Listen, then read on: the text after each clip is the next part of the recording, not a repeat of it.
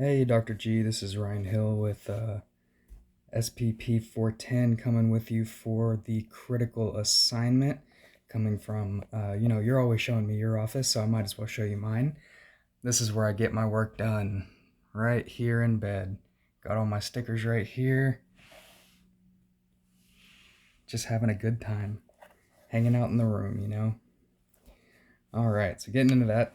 So going into my chosen population is powerlifting athletes. You can't really see that too well. Let's move you over here. There we go. All right, so I chose to make powerlifting my chosen population um, because I love it. I did powerlifting for all 4 years of high school. I did it non-competitively for 3 years out of high school. I did it before I even started high school. As a middle schooler, I was up in the gym every single day, just so I could be good enough, strong enough to join the team my freshman year. And the hard work paid off, and I absolutely love it. I love the philosophy of it. I love the competition, the camaraderie. Like a lot of people don't really realize that like powerlifting, like you have a huge sense of camaraderie with people that you're competing against. I mean, you're competing for the same cause, the same purpose, and you're really just competing against yourself. It's just a bunch of a big group of guys or a group of girls or however it may be separated, just trying to push themselves to their absolute limit together. And kind of against each other a little bit, but not really. It's more of an individual sport, and I absolutely love that. So the population that I chose is both male high school powerlifting athletes, just as a whole, and also there was a specific individual on my local high school's powerlifting team that did have a patellar dislocation at the beginning of the summer. So I did observe him a little bit throughout the summer. Just kind of interacted with him here and there, checked up on him, that kind of thing, see how he's doing. So moving on, I'm gonna move you back over this way. All right, so going into that, the first psychological principle that I chose is cognitive restructuring. So, cognitive restructuring is the idea of replacing emotional based negative self talk with fact based positive self talk in order to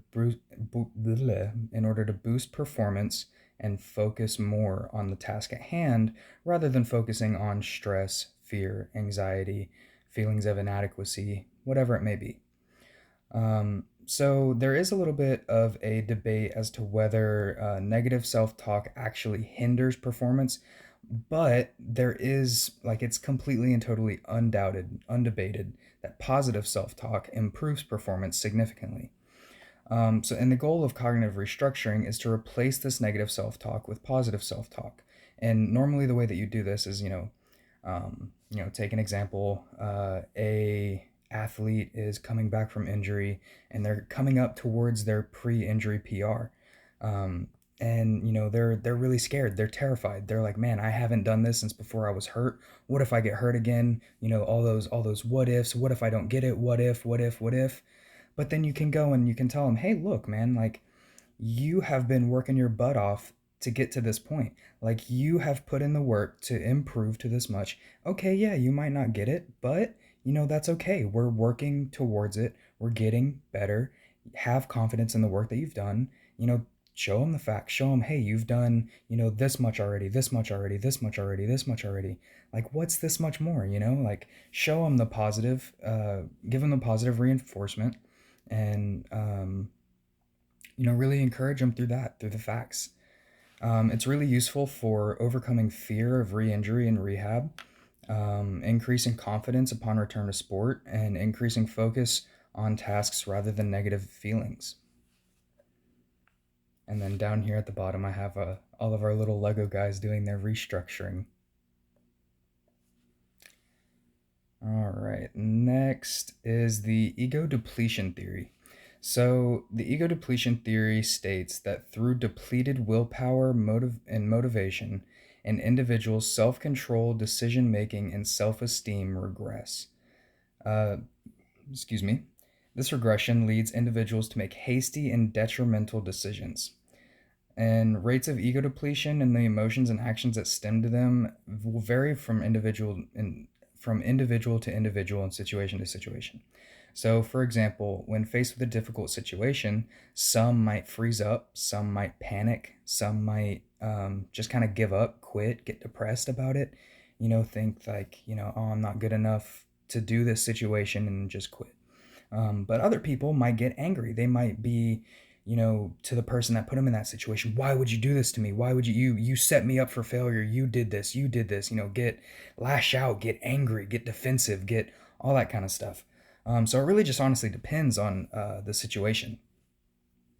Um, so ego depletion theory and what you can get from that. Really, what you're shooting to help people realize with ego depletion is self-control. Self-control through motivation and willpower, even in when they're in kind of depleted states, having that self-control to overcome the negative situations. It's really good for injury from the injury prevention perspective. It's really good for injury prevention from a cognitive perspective. So, as stated earlier, through depleted willpower, motivation, self control, and decision making, they go straight downhill. So you get a lot of poor decisions, a lot of hasty decisions that might cause injury. So, for example, a pretty common one that I would see a lot um, in powerlifting is whenever an athlete is, not winning, or they're not, because it is, even though it is an individual sport, it is still a competition. You are competing against yourself, but you're also competing against others. So I see a lot of people. I've done it myself. I'm guilty of it myself. Is oh, I'm in third place and I want to get first place, but I'm 100 pounds away from the first place person. So that means I have to do 100 pounds more than I'm supposed to in order to catch up to him, and that's not smart. Doing way more than way more weight than you're comfortable with and you're used to, just because your self control, your motivation, your and uh, decision making has regressed. Um, Not smart, not a smart decision. But it happens all the time. Like I said, I've done it myself more than once. Um, so yeah, ego depletion theory is just kind of like, it's really useful for making yourself aware of that. Because awareness does bring a certain degree of self control to it. If you're more aware of a situation, you're more likely to avoid it. So it's really good for injury perspective or injury prevention from a cognitive perspective. It's really good at increasing sportsmanship. If you're able to control your emotions, hone your anger in, if you're losing, or hone your boasting in when you're winning, or whatever it may be. Um, you're able to just enjoy the game more, have more fun. Encourage the people that you're competing against. Just really increase your sportsmanship altogether. It's also good for maintaining rehab adherence.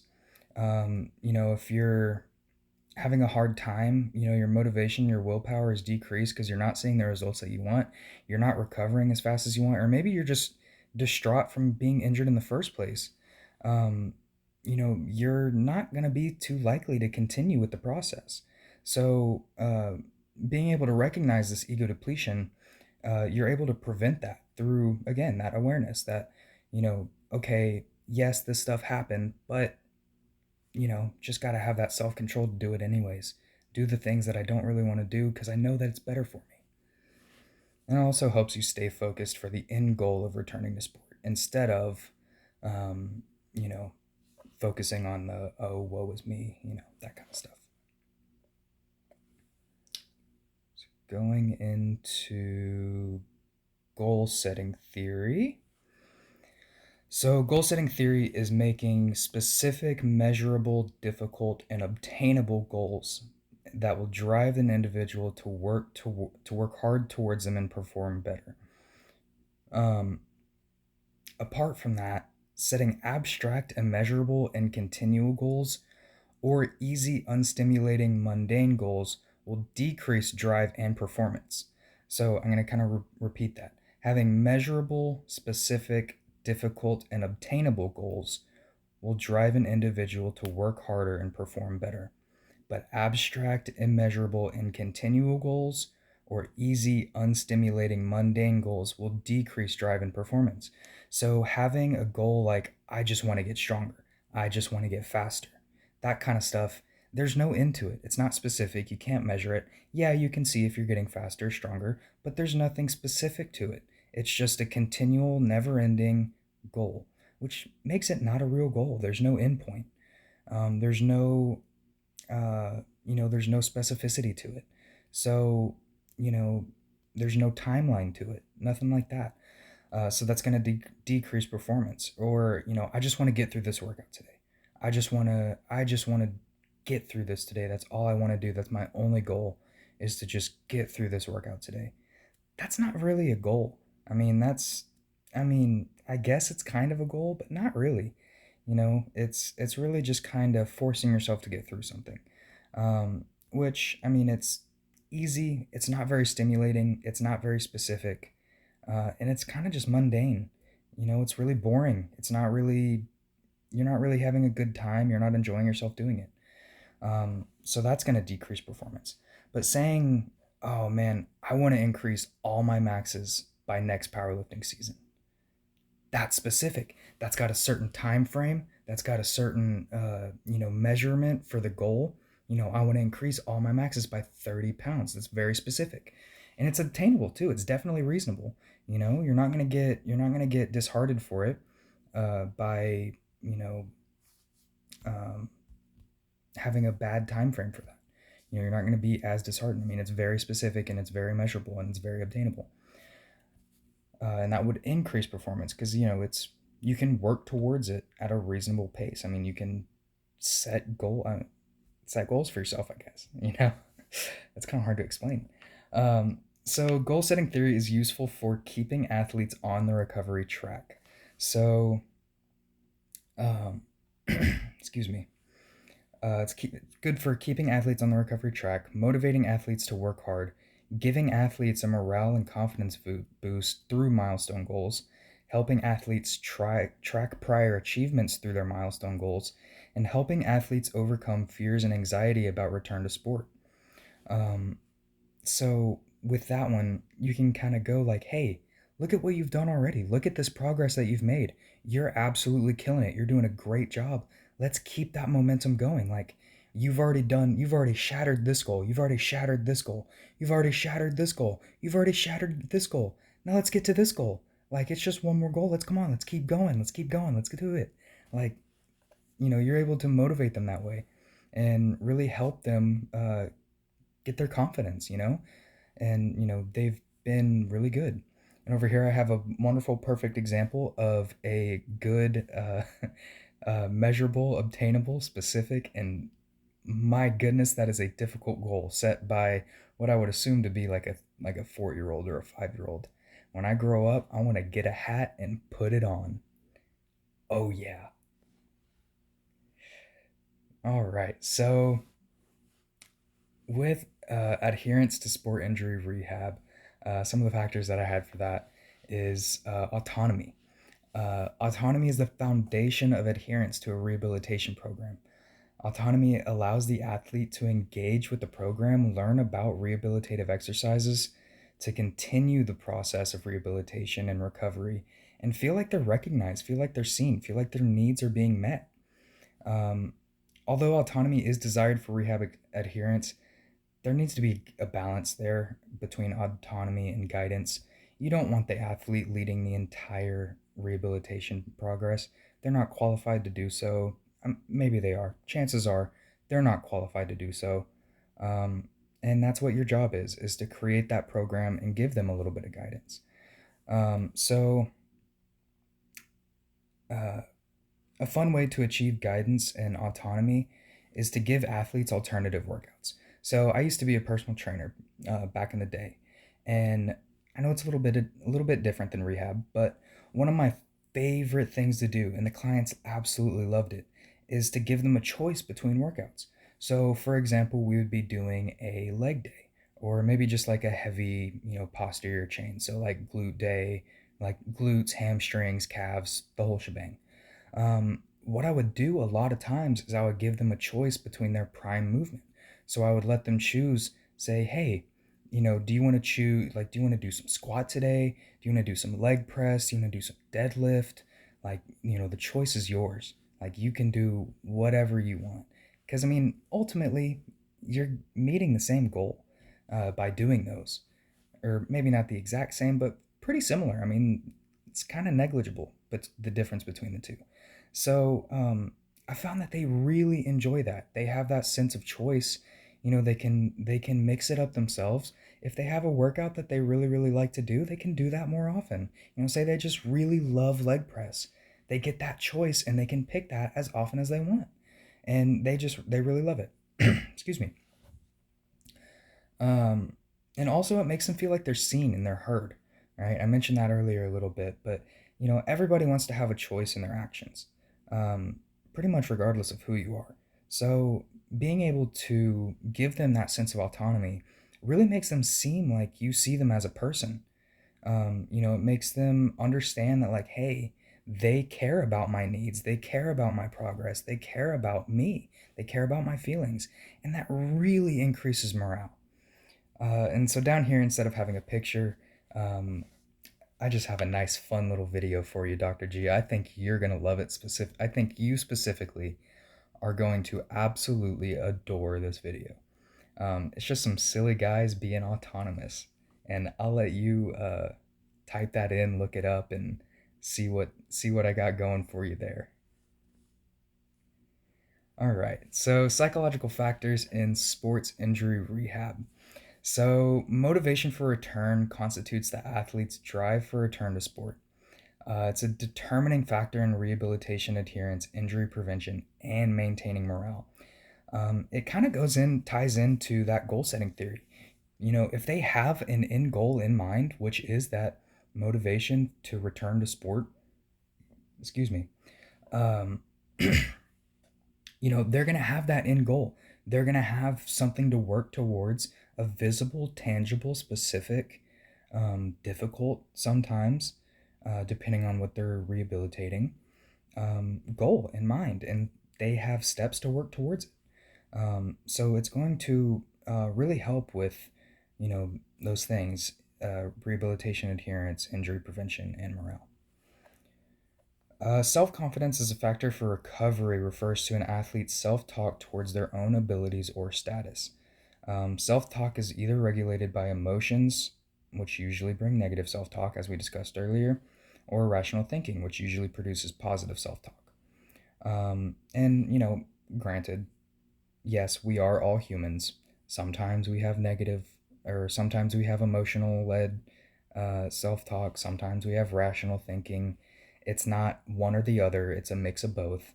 But usually, uh, you know, emotion based self talk is generally negative, and rational thinking is generally positive.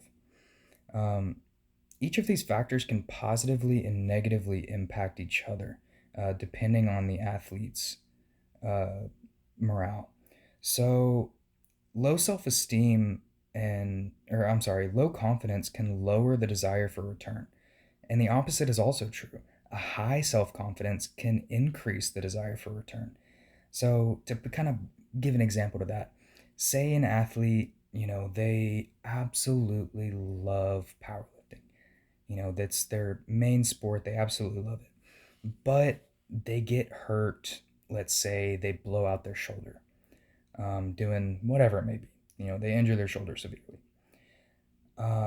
That's a big part of powerlifting is the shoulder joint. I mean, you have the bench press, you have, keeping the weight in check and squat, holding it there. That's a lot of shoulders, right?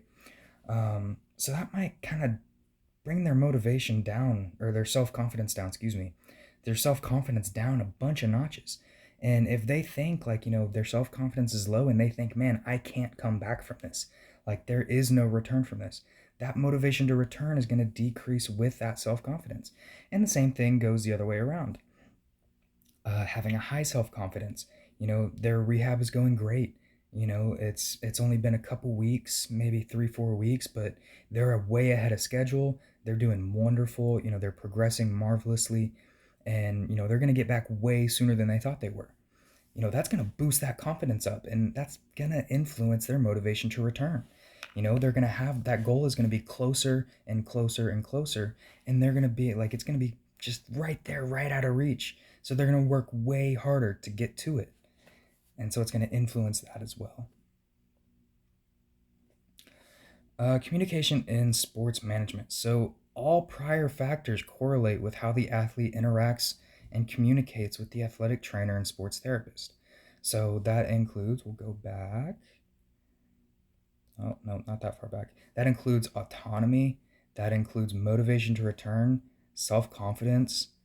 Um, those all interact with each other and with the trainer. So that not only do they interact within the athlete themselves, but they interact with the trainer and or sports therapist or whatever it may be as well, because you're working very closely and intimately with those athletes during the recovery process. So they're going to voice some of those opinions. They're going to, with as far as autonomy goes, they're going to tell you how their confidence levels are. They're going to tell you, how excited they are to get back on the field. They're going to tell you all these things. They're going to be communicating these things to you on a regular basis. It's part of the process. So all of these things uh, can uh, be influenced by, or can influence the communication between the trainer and the athlete. Also, working together by the guidance cooperation style of training can increase guided autonomy. As we were talking about earlier, you want a good level of autonomy, but you also want a good level of guidance by the trainer. It also allows the trainer to get an insight on the athlete's mental state and motivate them accordingly. I absolutely love the guidance cooperation style. I'm pointing you in a direction and you're, working with me instead of just doing the work. I really enjoy that. I think it's a lot more fun for everybody involved. So that is, again, it is different, but that is how I used to work as a personal trainer. I would offer guidance. I'd say, hey, do this, this, or this, or you can do this set rep, this set rep, this set rep, or just whatever it may be. I'll give them a little bit of choice, a little bit of freedom, give them that little bit of autonomy, but still I'm guiding them along their path. I'm helping them, I'm motivating them as they do their exercises, all that kind of stuff. And they absolutely loved it. They ate that up. So down here is an example of bad communication. We do not like yelling unless it's like a positive yelling, like let's go, come on, you can do it, that kind of stuff. That's good yelling, but you don't want bad yelling. Bad yelling is bad.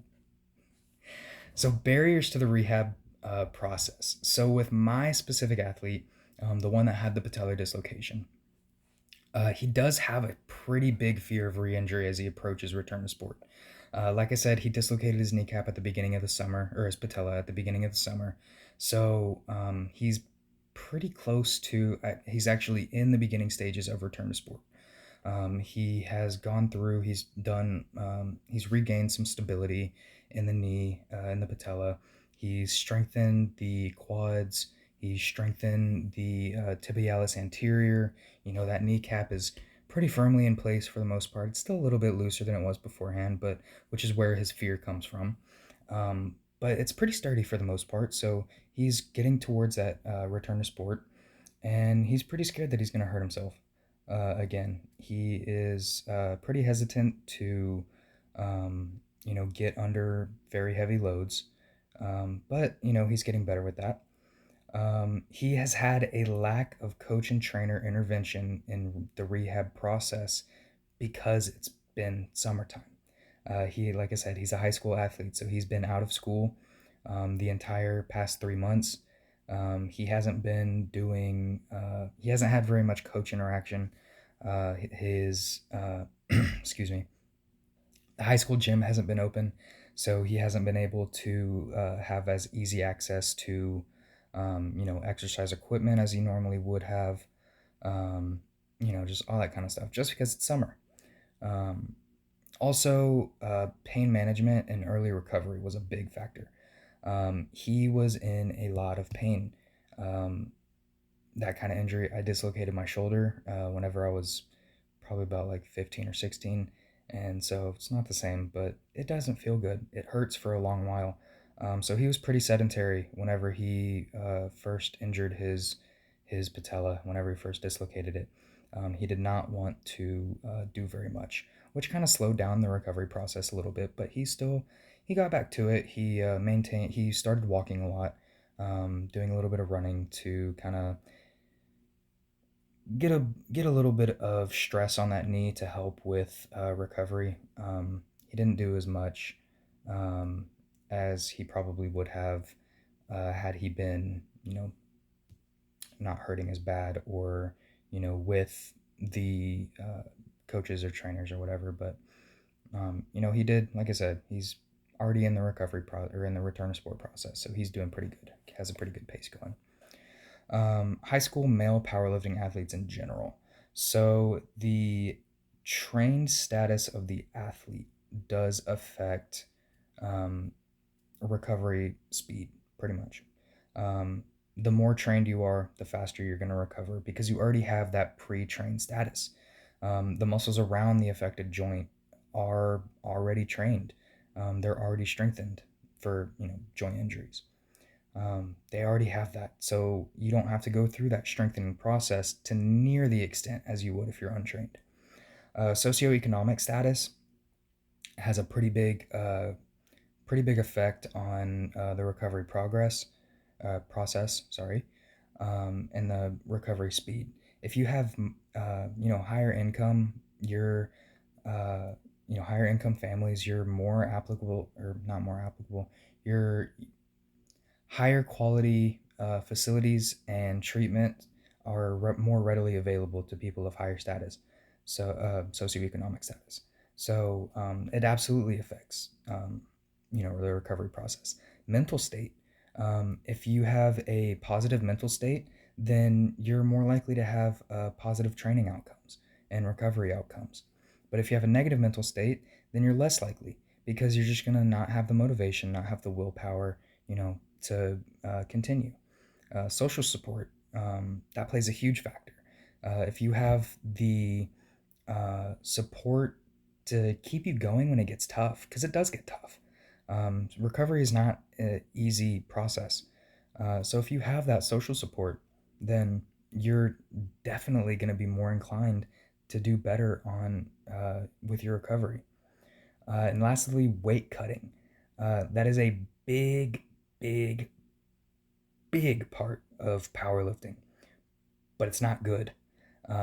Weight cutting can decrease the available energy that your body has to utilize for recovery.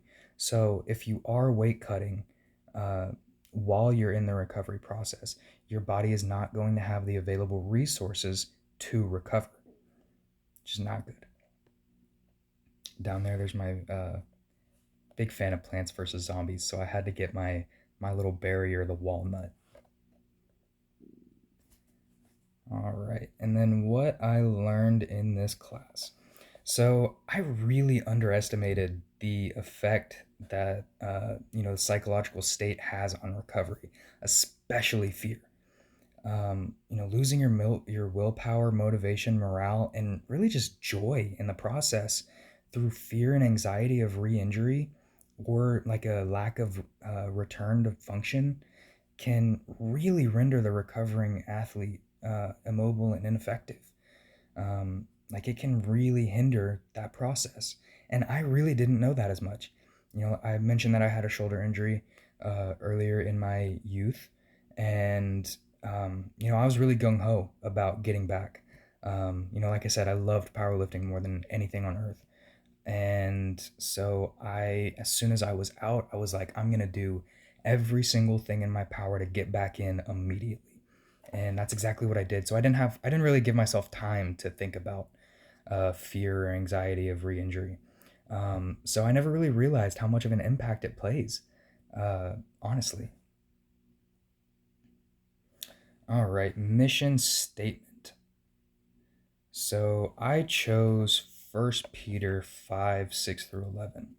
Humble yourselves, therefore, under the mighty hand of God, so that at the proper time he may exalt you, casting all your anxieties on him, because he cares for you.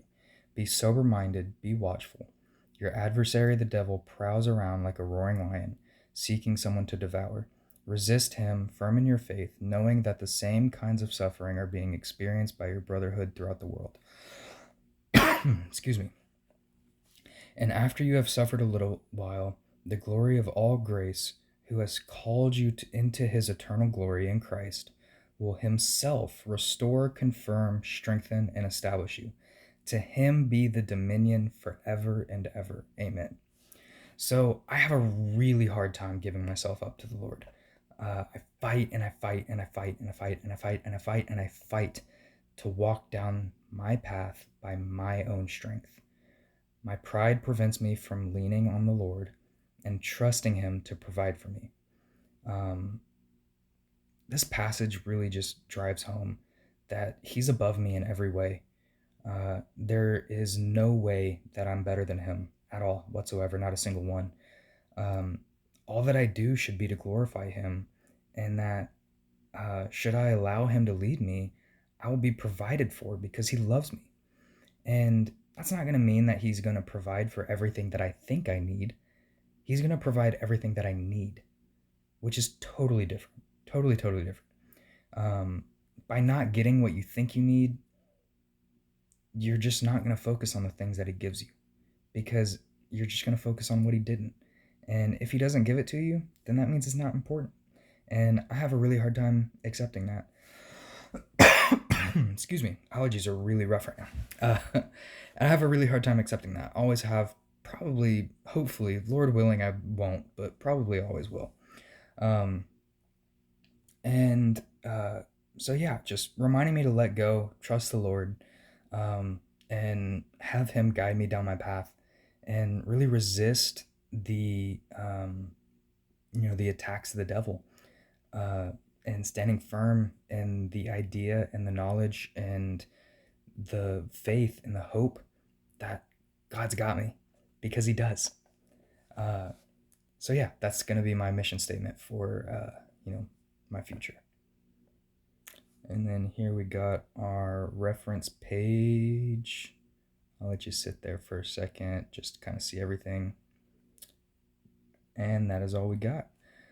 Dr. G, thank you very much. It has been a pleasure working with you this semester. And God bless.